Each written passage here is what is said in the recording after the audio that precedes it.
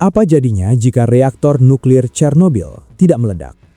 Pertanyaan itu terdengar sederhana, tapi di baliknya tersimpan salah satu pertanyaan terbesar abad ke-20. Karena ledakan Chernobyl, menurut banyak sejarawan, adalah salah satu momen yang membunuh Uni Soviet. Dan kalau Uni Soviet tidak runtuh, dunia hari ini mungkin terlihat sangat berbeda. Tapi kita tidak sedang berbicara soal fiksi, kita sedang berbicara soal sejarah yang nyaris tidak terjadi. Mari kita mulai dari awal.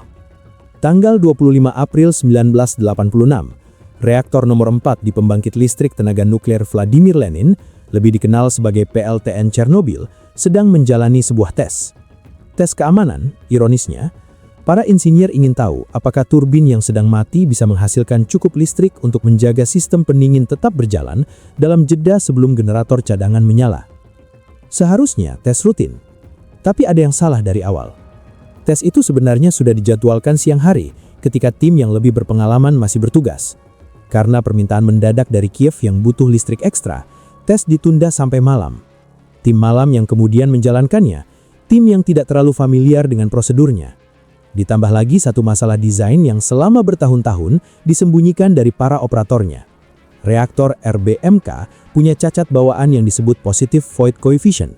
Artinya, ketika air pendingin berubah menjadi uap, reaktivitas reaktor justru naik, dan reaktor makin panas, dan makin banyak uap terbentuk, dan seterusnya, sampai tidak ada lagi yang bisa menghentikannya. Pukul 1.23 dini hari tanggal 26 April 1986, operator menekan tombol scram, perintah darurat untuk mematikan reaktor. Tapi scram justru memicu lonjakan daya yang luar biasa. Dalam hitungan detik, daya reaktor melejit sampai 10 kali lipat kapasitas normalnya. Lalu, reaktor itu meledak. 2 kali. Ledakan pertama dari tekanan uap. Ledakan kedua kemungkinan besar dari reaksi kimia bahan bakar nuklir yang terbakar. Atap reaktor terlempar, api menyala, dan sekitar 400 kali lebih banyak radiasi dari bom Hiroshima dilepaskan ke atmosfer. 3 juta orang di Ukraina, Belarus, dan Rusia terpapar radiasi. Lebih dari 350.000 orang dievakuasi. Zona eksklusif sejauh 30 km dibuat di sekitar reaktor, dan zona itu masih ada sampai hari ini. Biaya penanganannya?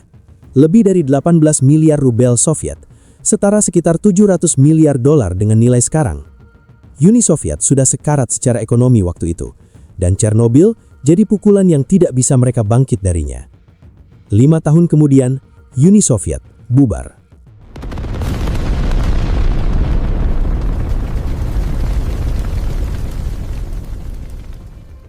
Nah, sekarang kita masuk ke bagian yang menarik. Tes itu hampir tidak meledak. Beberapa perubahan kecil, satu keputusan berbeda di satu malam itu, dan bisa saja tidak ada ledakan. Bisa saja reaktor berhasil dimatikan dengan aman. Laporan keesokan harinya cukup tentang anomali teknis yang kemudian diperbaiki diam-diam, dan dunia tidak akan pernah tahu. Jadi kita bayangkan skenario itu. Malam 25 April 1986, operator menjalankan tes.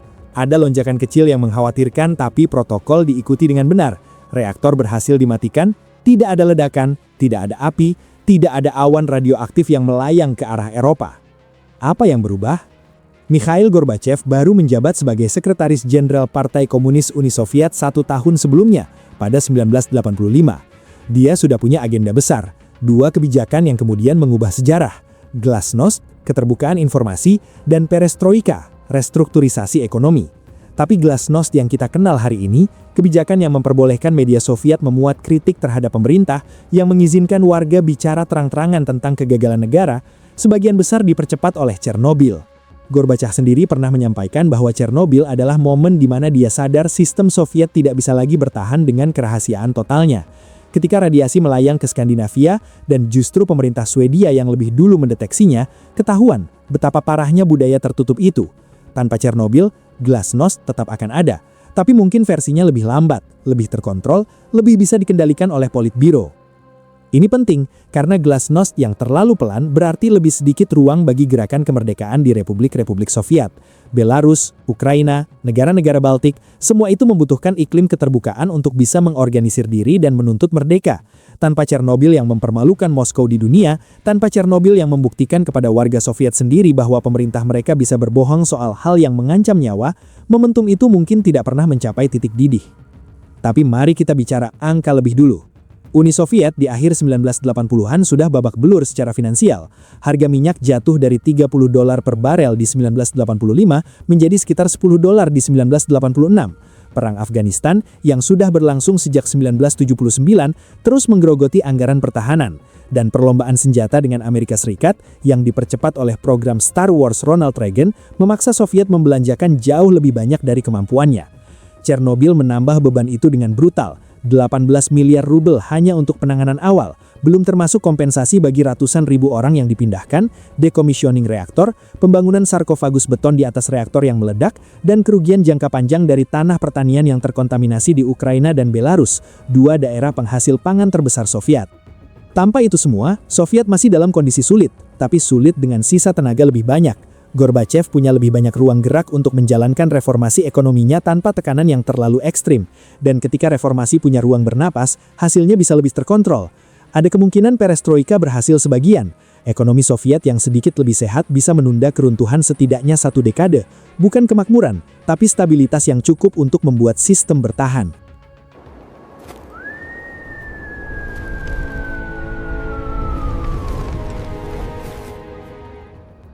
Dan inilah titik di mana semuanya menjadi sungguh berbeda. Kalau Uni Soviet tidak runtuh di 1991, Perang Dingin berlanjut masuk ke abad ke-21.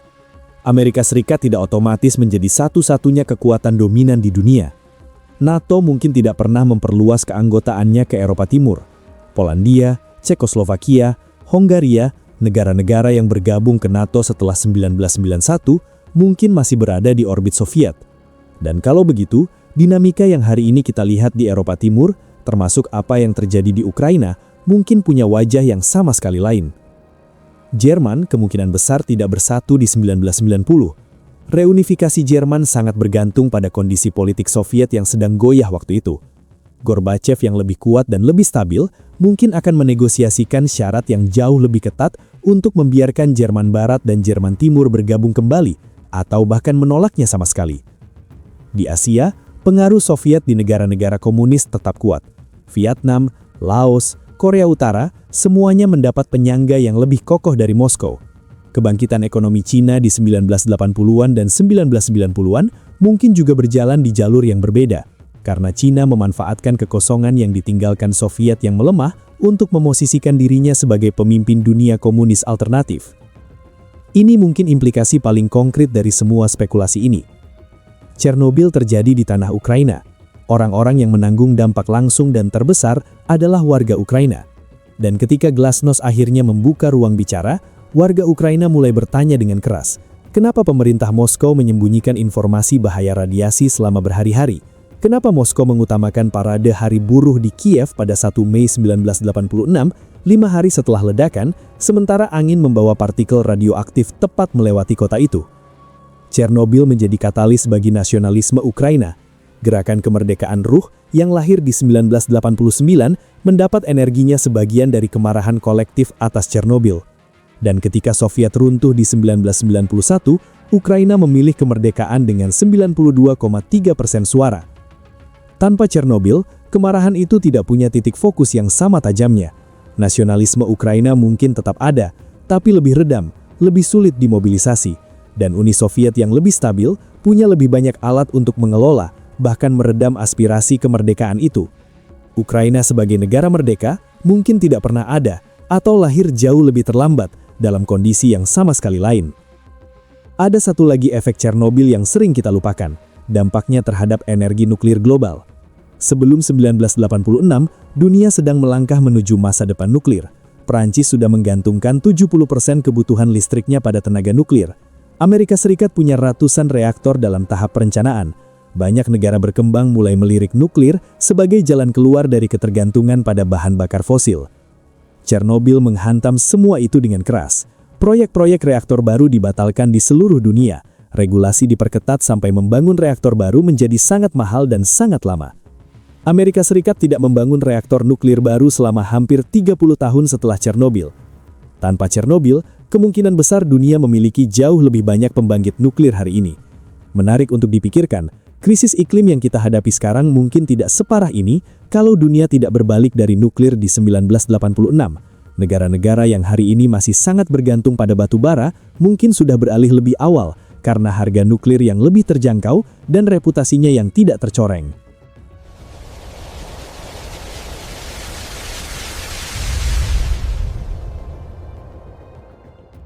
Uni Soviet yang lebih kuat dan lebih bertahan lama bukan berarti dunia yang lebih aman. Perang dingin punya biaya tersendiri, perlombaan senjata nuklir yang terus berlanjut, pemerintahan-pemerintahan otoriter di seluruh dunia yang mendapat dukungan Moskow atau Washington tergantung pada posisinya masing-masing. Konflik-konflik proksi yang menelan korban nyawa di Amerika Tengah, Afrika, Asia Tenggara. Kalau perang dingin berlanjut sampai abad ke-21, tidak ada yang bisa memastikan ia berakhir secara damai. Salah satu ketakutan terbesar para sejarawan tentang perang dingin adalah betapa ia hampir berkali-kali berubah menjadi perang panas. Krisis rudal Kuba 1962, peringatan palsu nuklir Soviet 1983, ketika seorang perwira bernama Stanislav Petrov memutuskan sendiri untuk tidak melaporkan sinyal rudal Amerika yang ternyata glitch system, dan dengan keputusan itu mungkin menyelamatkan dunia. Soviet yang lebih lama bertahan berarti lebih banyak kesempatan untuk salah satu dari momen itu berubah menjadi bencana. Dan satu hal lagi yang layak dipikirkan, runtuhnya Soviet meski penuh kekacauan membuka jalan bagi integrasi Eropa yang lebih dalam, bagi perluasan demokrasi di negara-negara yang sebelumnya berada di bawah cengkeraman Moskow, dan bagi pertumbuhan ekonomi yang cukup signifikan di Eropa Timur dalam beberapa dekade setelahnya. Itu semua mungkin tidak pernah terjadi di dunia tanpa Chernobyl. Tapi ada satu hal yang mungkin tetap sama. Cacat desain reaktor RBMK itu tetap ada. Budaya Soviet yang menyembunyikan kegagalan teknis tetap ada. Dan selama kedua hal itu ada bersama-sama, kecelakaan nuklir lain hanya soal waktu. Mungkin di Leningrad, di Armenia, di Smolensk, atau di mana saja reaktor RBMK lain beroperasi. Chernobyl hanyalah yang paling terkenal karena paling parah. Tapi Soviet sudah punya beberapa insiden nuklir sebelumnya yang lebih kecil dan lebih berhasil disembunyikan. Bencana Kistim 1957, ledakan tangki limbah nuklir di Ural misalnya. Pemerintah Barat baru mengetahuinya dekade kemudian. Jadi mungkin skenario paling realistis bukan tidak ada bencana nuklir Soviet. Mungkin skenarionya adalah bencana itu terjadi di tempat lain, di waktu lain, dengan dampak yang mungkin lebih besar atau lebih kecil. Dan dari sana, kita kembali ke pertanyaan yang sama. Seberapa lama Uni Soviet bisa terus berdiri?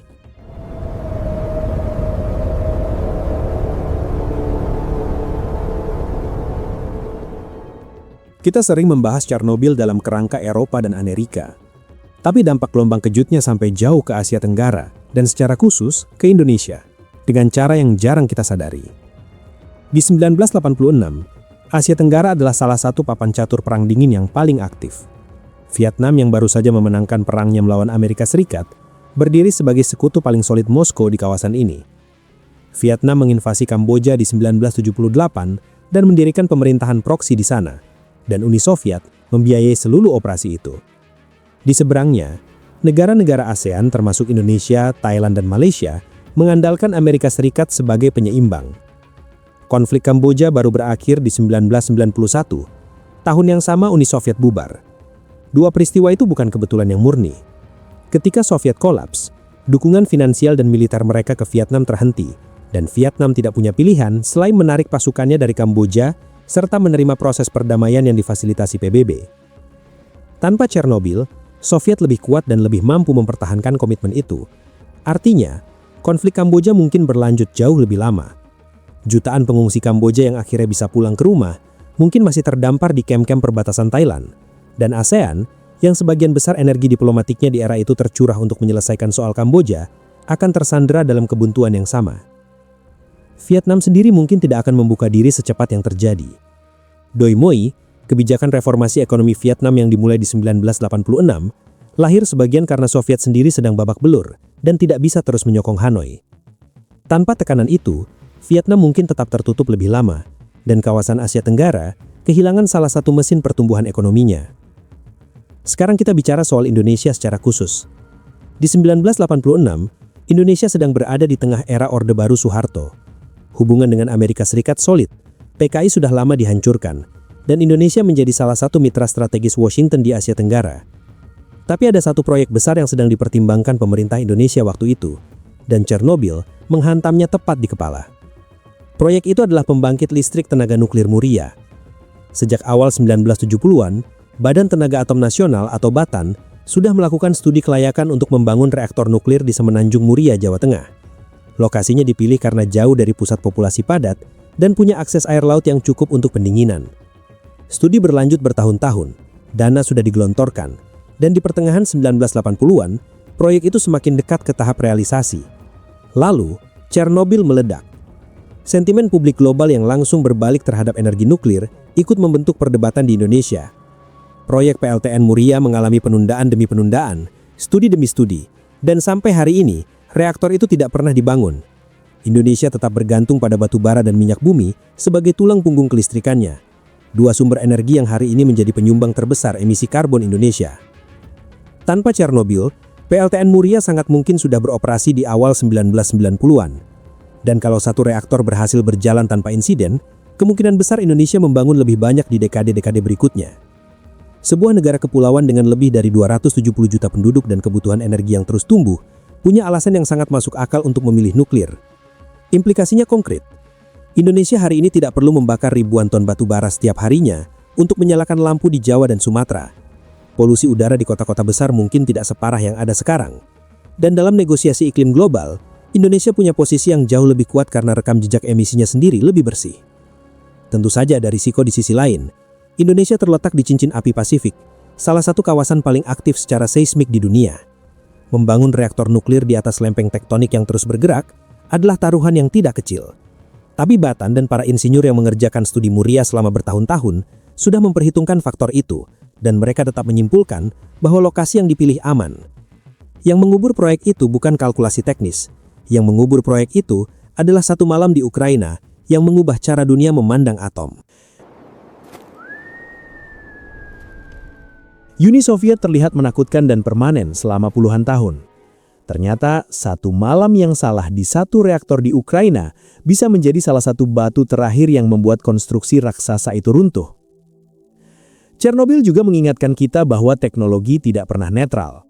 Reaktor RBMK bukan semata-mata produk rekayasa.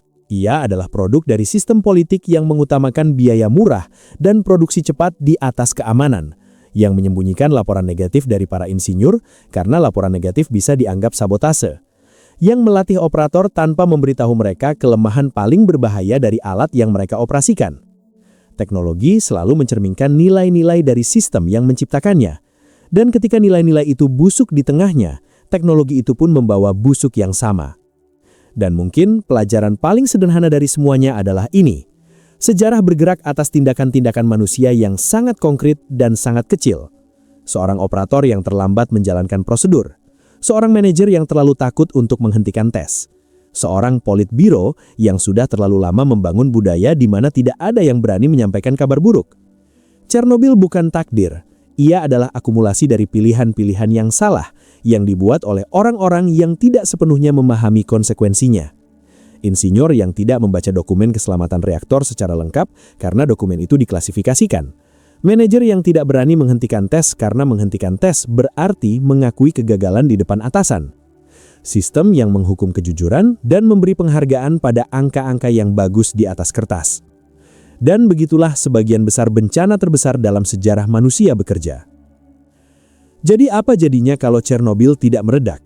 Mungkin Uni Soviet masih ada hari ini dalam bentuk yang berbeda. Mungkin perang dingin berlanjut dengan semua bahayanya.